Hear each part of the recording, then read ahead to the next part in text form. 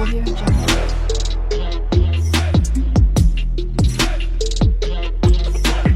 Audio Jungle. Satgurudev की जय हो। भगत समाज को मैं शशि भूषण सिंह का सत्साहेब तथा जगत समाज को राम राम।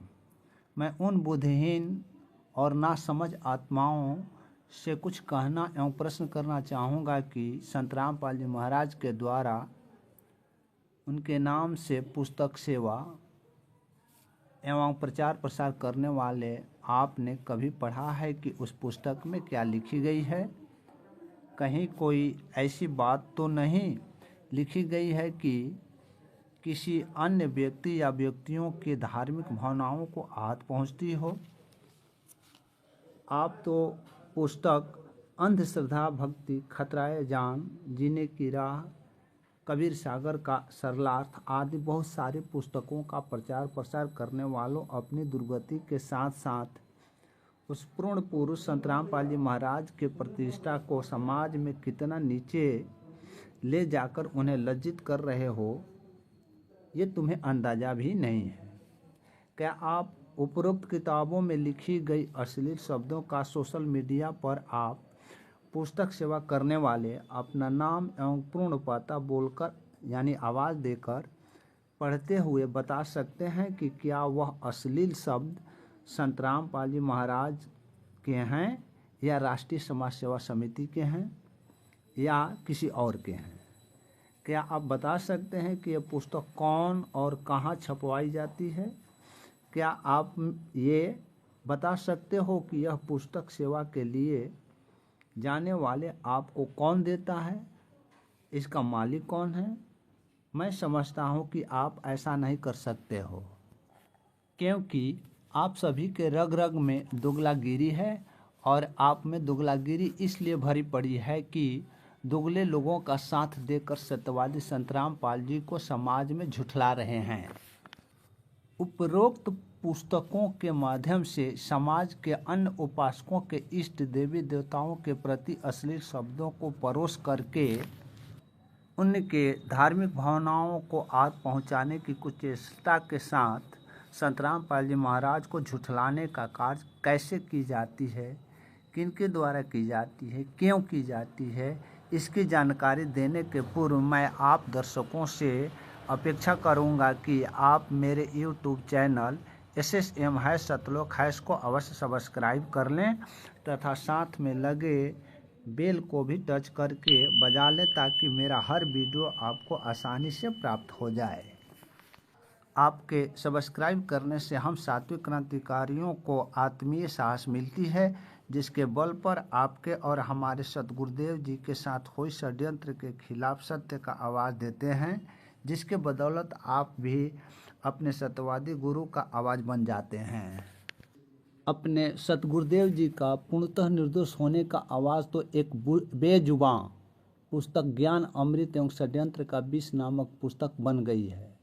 पूरे विश्व में दुष्टों, कामचोरों, निकम्मों एवं भिखारियों के लिए जहर बन गई है और पुण्य आत्माएं जिनकी आत्मा अपने गुरु के लिए तड़प रही है, यह पुस्तक उनके आत्मा तृप्ति के लिए अमृत बन गई है। लाखों लोगों तक पुस्तक एवं इसका PDF पहुंच चुकी है। इस पुस्तक का डिमांड इतना बढ़ गई है कि हमें लगता है कि परमात्मा की दया इसी तरह बनी रहे तो कुछ ही वर्षों में हर घर में ऐसे पुस्तक कम से कम एक तो अवश्य ही रखी मिलेगी, ताकि हर घर में आने वाले वारिस इस पुस्तक को पढ़कर दुर्जनों, दुष्टों, कामचोरों एवं लुटेरों तथा खून पीने वाले राक्षसों का काला इतिहास से वाकिफ होकर अपने आप को बचाए रखने में कारगर होंगे। उपरोक्त ये सारे कार्य परमात्मा के दया से ही संभव हो रहा है, अन्यथा हम तुच्छ चीज़ों में इतना सामर्थ्य है कहाँ जो ऐसे कार्य को सफल बना सकें।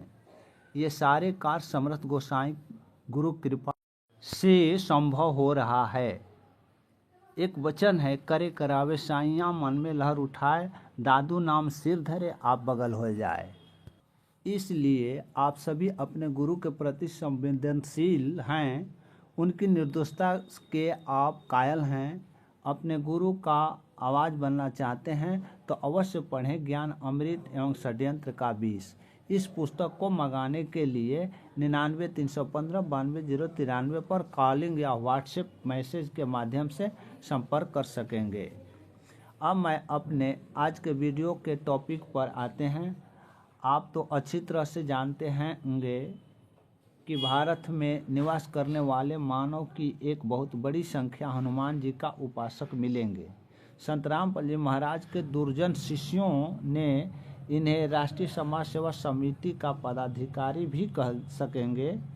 संत रामपाल जी को पूरे विश्व में बदनाम करने तथा हनुमान जी के उपासकों को संत जी के विरुद्ध भड़काने के लिए संत रामपाल जी को जेल में रहते सहते कबीर सागर सरलार्थ नामक पुस्तक का पेज नंबर 598 पर यह मिलावट करके अश्लील शब्दों को छपवाया कि हनुमान जी का पूंछ हुआ करती थी, जब वे चाहते थे तो अंदर कर लेते थे और जब इच्छा करे तो वह बाहर निकाल लेते थे। जैसे गधा का लिंग दिखता नहीं है, मगर जब उसे गधे से संग करना होता है तो 2-3 फीट का लिंग बाहर निकाल लेता है।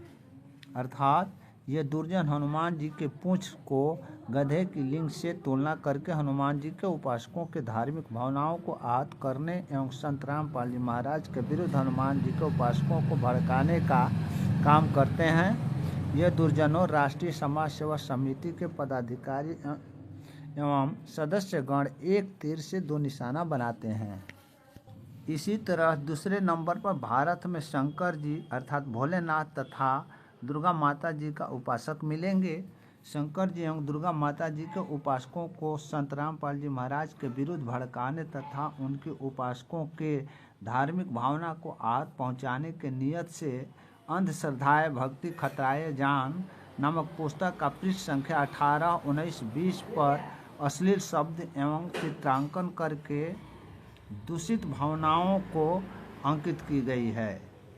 और ये सारी अश्लील शब्दों का मिलावट तब की गई जब संत रामपाल जी महाराज जेल में बंदी बने। आखिर उनके जेल जाने के बाद बहुत सारी किताबें अश्लील शब्दों का प्रयोग करके और संत रामपाल जी महाराज के नाम से कौन पुस्तक छपवा रहा है, कहाँ से छपवा रहा है, इसकी सारी जानकारी के लिए पढ़ें ज्ञान अमृत एवं षड्यंत्र का विष नामक पुस्तक। आप पाओगे कि ये सारे झगड़ा फसाद का जड़ राष्ट्रीय समाज सेवा समिति के लोग हैं, जिनके संबंध में गुरुजी ने स्पष्ट कहा है कि राष्ट्रीय समाज सेवा समिति मेरी नहीं है। कान के बहरे और दिमाग के अंधे अपने गुरुदेव के वचनों को न तो सुन पाते हैं और न ही देख पाते हैं। अभी फिलहाल मैंने एक वीडियो देखा कि धनाना आश्रम में बजरंग लाल जाट आश्रम के फर्जी न्यूज़ चैनल ऐसे को इंटरव्यू दे रहे हैं। दुर्जनों ने आश्रम में 9, 10, 11 मार्च 2025 को बंदी छोड़ गरीबदास जी महाराज के बोध दिवस के उपलक्ष्य में उत्सव मना रहे थे, जिसमें दुर्जनों ने अनेकों दुर्जनों जैसे नेता, मदारी, वकील, फकील को बुलाकर और उनका इंटरव्यू लेकर समाज के बीच वीडियो परोसते हैं ताकि लोग प्रभावित होकर दुर्जनों के आश्रम में लोग जुड़ें और इनका गोरख धंधा चलता रहे। इसी उत्सव में राजस्थान का बजरंग लाल जाट जी, जो अपने को सुप्रीम कोर्ट का अधिवक्ता कहते हैं, ये मैं नहीं जानता कि वे वास्तव में सुप्रीम कोर्ट का अधिवक्ता हैं भी या नहीं, मगर मैंने उनका इंटरव्यू सुनकर मुझे काफ़ी ताज्जुब हुआ कि उच्चतम न्यायालय का अपने वकील होने का बखान करने वाले अपने इंटरव्यू देते वक्त इतनी भी दिमाग का प्रयोग नहीं किया कि वह बंदी छोड़ गरीबदास जी का बोध दिवस मनाने के उपलक्ष्य में दुर्जनों के आश्रम में गए और इंटरव्यू में गरीबदास जी के संबंध में एक शब्द का भी उच्चारण नहीं करता और संत रामपाल जी का नाम लेकर दुर्जनों के आश्रमों की व्यवस्था, साज सजाव एवं का बखान कर रहा है। धन्य हो वकील साहब, बोध दिवस गरीबदास जी को मनाने गए हो और इंटरव्यू में बखान कर रहे हो आश्रम का खान पान और सामग्री का, तथा संत रामपाल जी महाराज के अवतारी पुरुष होने का। फिर गरीबदास जी के बोध दिवस पर गरीबदास जी का अवतारी पुरुष या महापुरुष होने का बखान करने के लिए आपके पास कोई शब्द थी या नहीं, या आपकी जिस्म में जिह्वा नहीं थी? कुछ तो शर्म करो सुप्रीम कोर्ट के वकील साहब जी। अपने इंटरव्यू बखान करते वक्त कुछ तो अपने दिमाग का उपयोग करो, या आप दुर्जनों के आश्रमों का प्रचारक हो तो कोई बात नहीं। आपने संत रामपाल जी का इतना बखान करते हो तो उन्हें 2 केसों में यानी FIR 429 एवं 430 सन 2014 में किस कारण से, किसके बयान से, किसकी गवाही से, किस कमी से संत रामपाल जी महाराज को मरते दम तक का आजीवन कारावास की सज़ा हुई है? अभी तक संत रामपाल जी महाराज का जमानत के लिए आवेदन क्यों नहीं दाखिल की गई है? और जो जमानत आवेदन दाखिल भी की गई थी उसे विथड्रॉ क्यों कर ली गई है? इस बात को छोड़ भी दें और धनाना आश्रम जाने वाले भक्तों पर मैं प्रश्न करूं कि क्या आप जानते हैं कि धनाना आश्रम जाट बिरादरी को संगठित करने का अड्डा है? गुरु जी का ज्ञान जाति के ऊपर उठकर है, जाति से ऊपर उठकर है। हमने तो ऐसे न्यूज़ चैनल पर देखा है, यहाँ तो जाट बिरादरी के संगठनों का बोलबाला चल रहा है। जाट संगठन के पदाधिकारियों का इंटरव्यू लेकर संत रामपाल जी महाराज के नाम का बखान करवाते हैं, किंतु ये प्रश्न नहीं करते हैं कि संत रामपाल जी इतने अच्छे सामाजिक कार्य करते थे, लोगों के बीच में सद्भावना का कार्य करते थे, तो फिर बरवाला कांड में संत जी को किसने दोषी करार दिलवाया? ये प्रश्न नहीं करते हैं कि बरवाला कांड में 5 महिला एवं 1 मासूम बच्चे का हत्या कैसे हुई, किसने किया और क्यों किया? बरवाला कांड का मास्टरमाइंड कौन थे? क्या राष्ट्रीय समाज सेवा समिति संत रामपाल जी ने स्थापित की थी? नहीं तो फिर कौन? काले कमांडो की नियुक्ति क्या संत रामपाल जी ने किया था? क्या दिनांक 14/7/2014 को हिसार कोर्ट को काले कमांडो के द्वारा संत रामपाल जी ने कब्जा करवाए थे? फिर नहीं तो फिर कौन? क्या संत रामपाल जी महाराज ने हाई कोर्ट चंडीगढ़ में जो लिखित बयान दिए थे वे काले कमांडो हिसार के अपने कब्जे में जो लिए हुए थे वे मेरे नहीं थे, राष्ट्रीय समाज सेवा समिति के थे। राष्ट्रीय समाज सेवा समिति के संचालक राम कौर ढक्का हैं। उस समिति से मेरा कोई लेन देन नहीं है। उस समिति में मेरे शिष्य अवश्य हैं, किंतु वे मेरे कंट्रोल में नहीं हैं, वे अपने स्तर से कार्य करते हैं। उस बयान का क्या गुरुजी ने झूठ, गलत और बनावटी दिए थे? प्रिंट मीडिया में गुरुजी ने बयान दिया था कि वे आश्रम में छिप गए, अन्यथा वे लोग जान से मार देते। क्या ये गुरुजी ने झूठ बयान दिए थे? यदि नहीं तो आश्रम में कौन गुरुजी को मार देना चाहता था? ये उक्त सवाल ऐसे न्यूज़ चैनल वाले क्यों नहीं आश्रम में आने वाले जाट समुदाय संगठन के पदाधिकारी हो या नेता मदारी हो क्यों नहीं प्रश्न करते?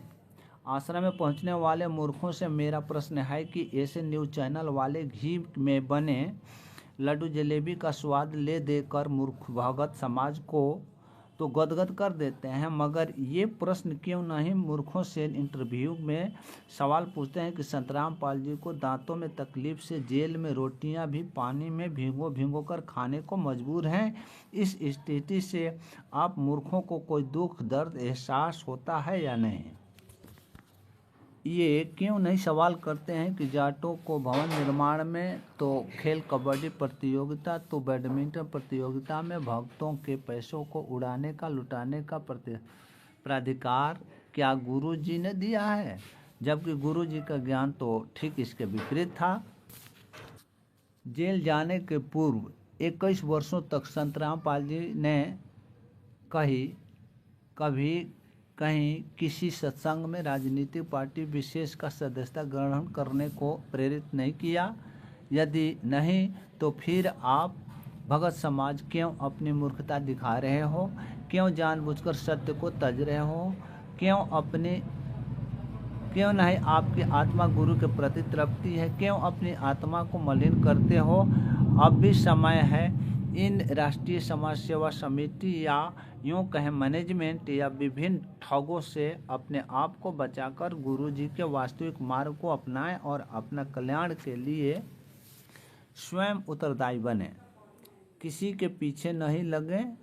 इसी के साथ मैं अपनी वाणी विराम देते हुए आप सभी पुण्यात्माओं को मेरा सत्साहेब 2-3 दिन के बाद में पुनः आपके बीच गुरु जी का देशद्रोह वाले केस से संबंधित जानकारी लेकर उपस्थित होंगे। तब तक के लिए सत्साहेब।